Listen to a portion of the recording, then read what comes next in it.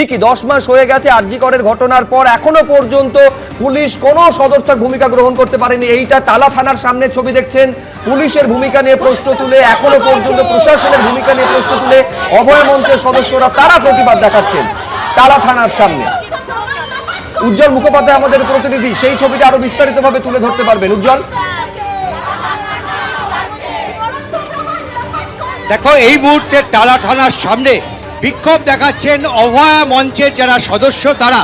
আমরা দেখতে পাচ্ছি যে বিভিন্ন চিকিৎসক থেকে শুরু করে বিভিন্ন পেশার সঙ্গে যারা যুক্ত তারা টালা থানার সামনে এসেছেন এবং এখানে দাঁড়িয়ে তারা স্লোগান দিচ্ছেন, পুলিশের বিরুদ্ধে স্লোগান দিচ্ছেন।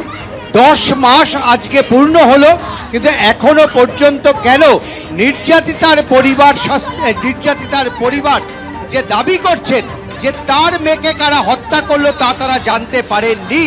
কেন এখনো পর্যন্ত সমস্ত তথ্য প্রমাণ লোপাটের চেষ্টা করছে সিবিআই, কার্যত নিষ্ক্রিয় কেন? এই প্রশ্নগুলোকে সামনে এনে তারা কিন্তু আজকে টালা থানার সামনে বিক্ষোভ দেখাচ্ছেন। একেবারে রাজ্যের পুলিশের ভূমিকা নিয়ে যেমন প্রশ্ন, সিবিআই এর ভূমিকা নিয়ে প্রশ্ন, 10 মাস পরেও বিচার কেন এখনো অধরা, এই প্রশ্ন এবং সেই প্রশ্নকে সামনে রেখে টালা থানার সামনে অভয় মঞ্চের তরফে বিক্ষোভ এবং প্রতিবাদ দেখানো হচ্ছে।